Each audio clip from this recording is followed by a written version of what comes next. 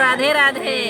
आप लोग के बीच में एक आसान माई के गीत लाई हूँ। अगर अच्छा लगेगा लाइक कमेंट शेयर बॉक्स में जरूर करना। हाँ। भरी द कलशवा में पानी है अवसानी महारानी। भरी द कलशवा में पानी हे अवसानी महारानी। सबके तदी हूँ मैया नैहर से सासुर। सबके तदी हूँ मैया नैहर से सासुर।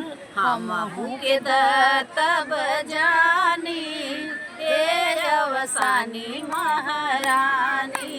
हमहू के तब जानी हे अवसानी महारानी। भरी द कलशवा में पानी हे अवसानी महारानी। सबके तदी हूँ मैया महला दुमहला। सबके तदी हूँ मैया महला दुमहला। हमहू के तब जानी हे अवसानी महारानी। हमहू के तब जानी हे अवसानी महारानी। सबके तदी हूँ मैया भैया से भतीजवा। सबके तदी हूँ मैया भैया से भतीजवा। हमहू के तब जानी हे अवसानी महारानी। हमहू के तब जानी हे अवसानी महारानी।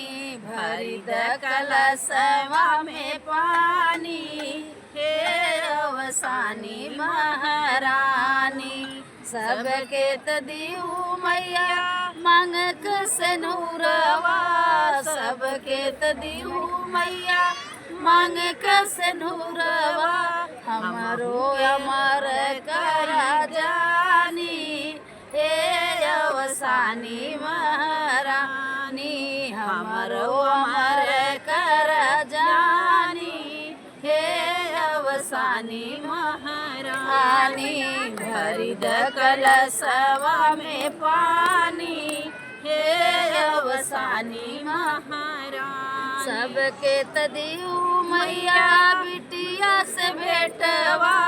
सबके तदी हूँ मैया बिटिया से बेटवा।